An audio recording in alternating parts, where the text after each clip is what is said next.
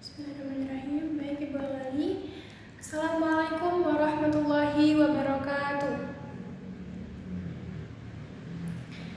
Bagaimana kabarnya hari ini anak-anak semua? Alhamdulillah sehat semua ya. Baik, sebelum mengawali pembelajaran kita pada pagi hari ini, marilah kita sama-sama membaca lafaz basmalah bersama. Bismillahirrahmanirrahim. Baik, hari ini masuk semua? Masuk, alhamdulillah. Jadi langsung saja, hari ini kita mau membahas tentang perkembangan ekonomi digital. Oke, materinya hari ini bagaimana asal mula terciptanya uang? Apa saja sih jenis-jenis dan fungsi uang? Bagaimana bentuk lembaga keuangan di masyarakat? Apa yang dimaksud dengan masyarakat, jaringan atau network society? Bagaimana penerapan atau menerapkan prinsip interaksi yang tepat di dunia digital saat ini? Penasaran? Hari ini akan kita bahas. Oke, yang pertama, A. Uang dan lembaga keuangan. Apa sih uang itu? Kalau di Indonesia uangnya berupa apa? Rp ya, Rp atau rupiah.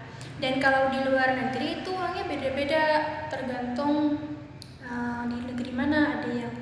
Ada yang dolar, ada yang peso, ada yang beda-beda ya. Kalau di Indonesia saat ini yang nilainya adalah rupiah atau Rp. Satu, bagaimana asal mula terciptanya uang? Ada yang tahu?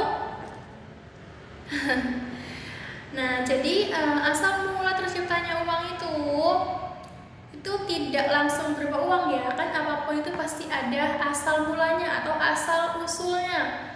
Nah, awal mula ada uang itu tuh berupa barter atau tukar menukar, berupa barter. Nah, barter ini nih pertukaran antara barang dengan barang. Nah, uang muncul seiring kebutuhan untuk melakukan pertukaran yang lebih kompleks atau rumit ketika cara barter dianggap sudah tidak bisa diandalkan. Nah, seiring berjalannya waktu, barter itu sudah menjadi rumit gitu. Jadi, mulai berganti. Contohnya, permasalahan yang menggambarkan situasi ini adalah sebagai berikut. Permasalahan yang pertama, kenapa kok sekarang sudah tidak menggunakan sistem barter lagi, terutama di negara Indonesia? Yang pertama, ini Ibu bacakan. Kamu ini memiliki sejumlah beras dari hasil panen. Nah, jadi seseorang itu memiliki sejumlah beras dari hasil panen yang cukup banyak. Sementara kamu membutuhkan sapi untuk berternak. Berapa jumlah pasti beras yang perlu kamu barter dengan seekor sapi? Nah, kesulitan terjadi saat pemilik sapi merasa seekor sapi sama nilainya dengan 100 karung beras, sementara menurutmu jumlah tersebut terlalu banyak. Nah, itu. Jadi, ada seseorang yang panen beras. Nah, orang yang panen beras itu tuh mau berternak sapi. Nah, kemudian pasti barter kan antara beras dengan sapi.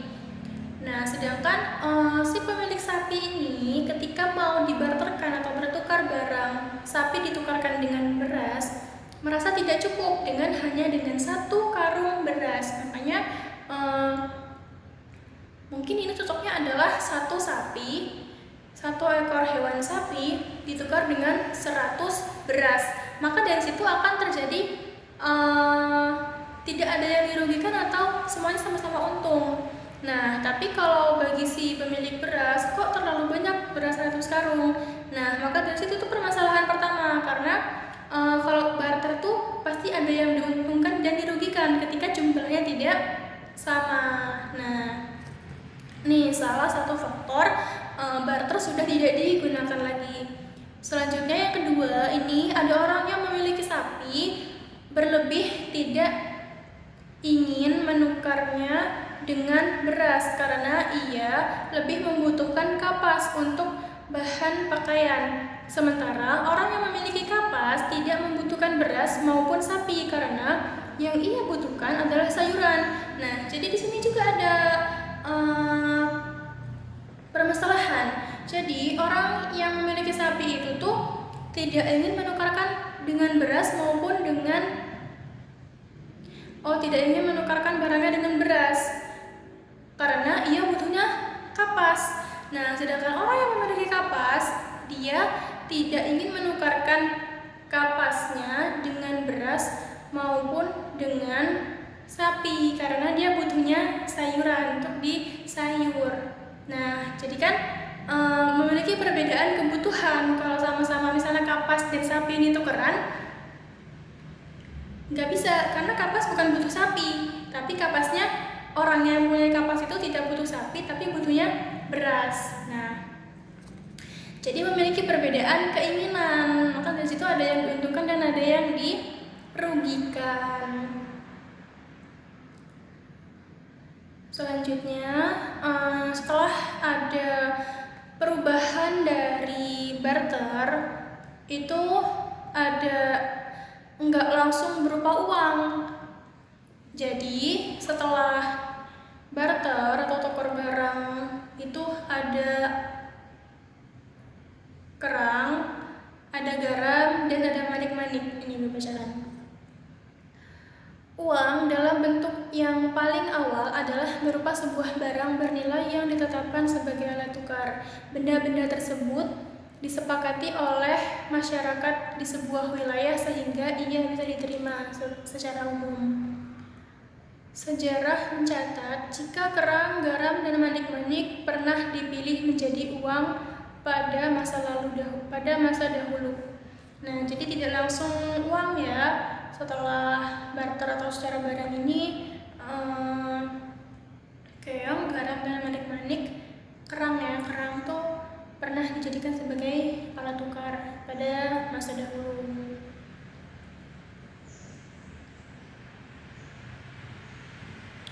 Selanjutnya, yang kedua, apa saja jenis-jenis dan fungsi uang? Apa sih jenis-jenis dan fungsi uang itu?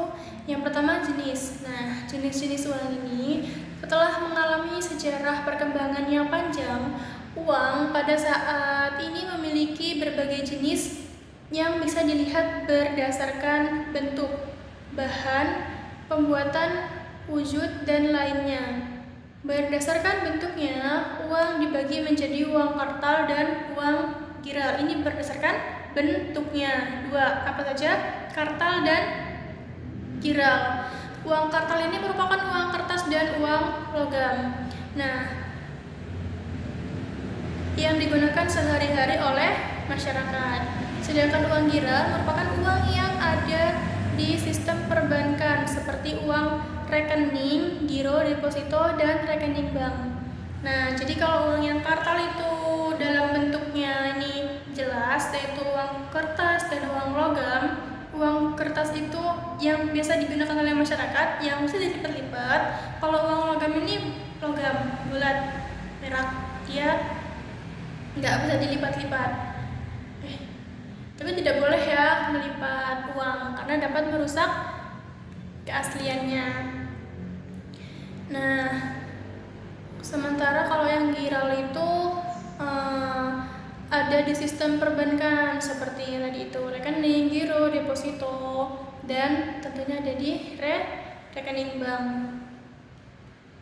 Sementara berdasarkan bahan pembuatannya, uang dibagi menjadi dua, yaitu yang dibuat apa saja tadi?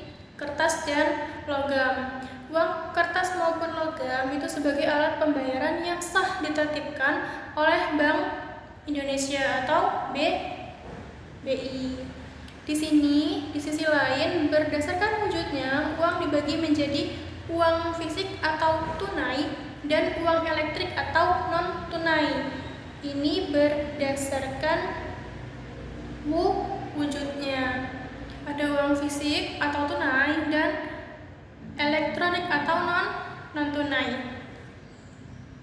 Uang fisik adalah uang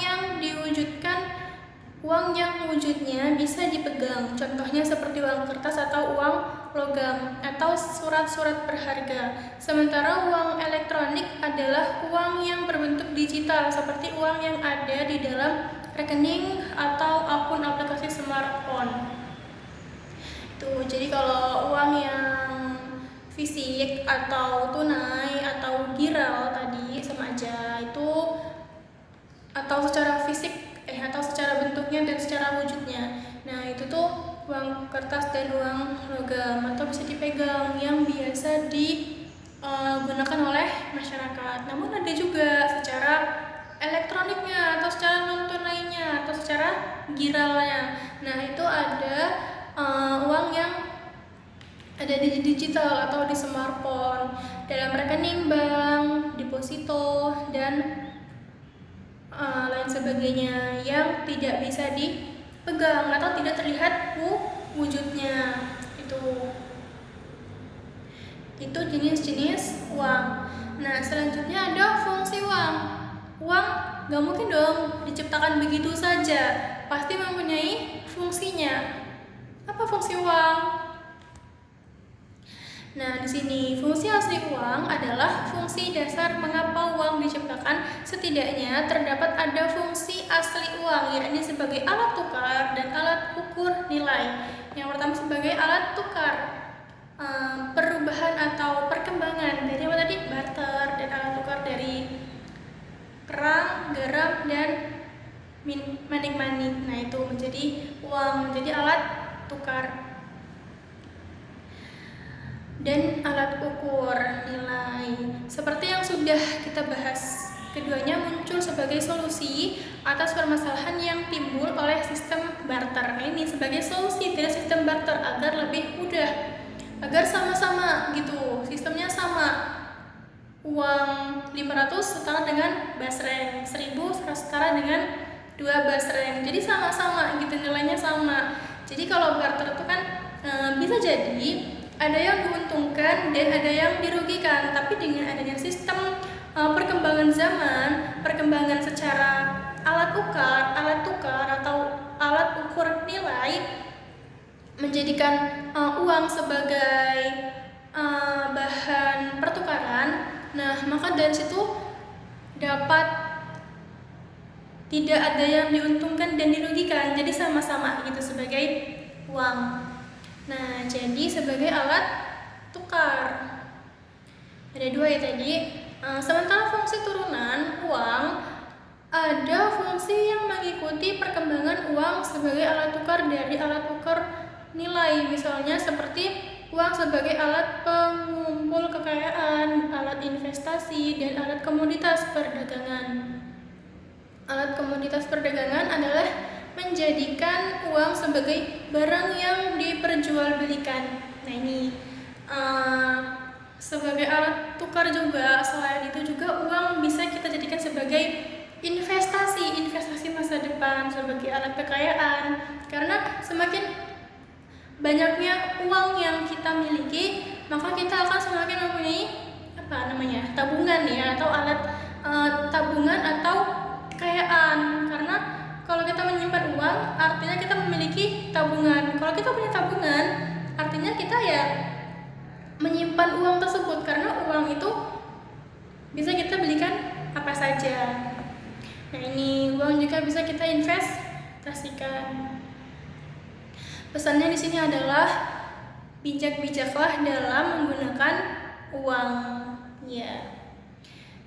Sampai sini ada yang mau ditanyain? Ada yang mau ditanyakan? Paham?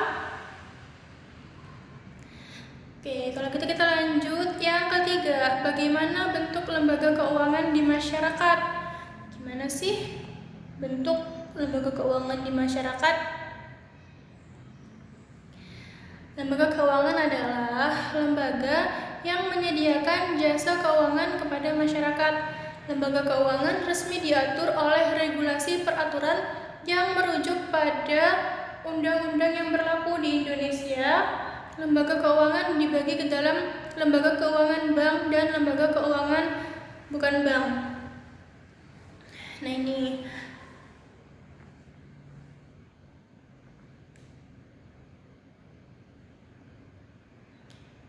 terbagi menjadi dua ya. Ada yang lembaga keuangan bank dan lembaga keuangan bukan bank. Kalau lembaga keuangan bank itu sudah jelas teratur dan sudah ada yang mengatur dan lebih terstruktur. Perbedaannya itu adalah lembaga keuangan bank memiliki kewenangan yang lebih luas berupa penawaran jasa-jasa perbankan seperti jasa pengiriman uang, penerbitan rekening, pembuatan tabungan berjangka, dan lain sebagainya. Sementara lembaga keuangan bukan bank itu tidak memiliki kewenangan tersebut. Nah, jadi yang memiliki kewenangan yang lebih itu adalah lembaga keuangan yang bank. Kalau yang bukan, dia tidak memiliki kewenangan seperti yang bank itu tadi.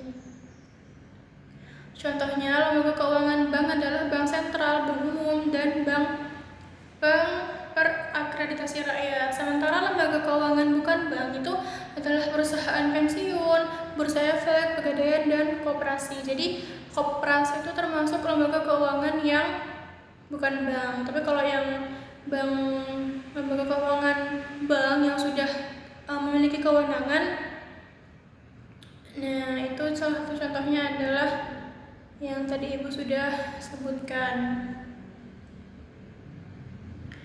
Kita lanjut yang B, interaksi masyarakat abad ke-21.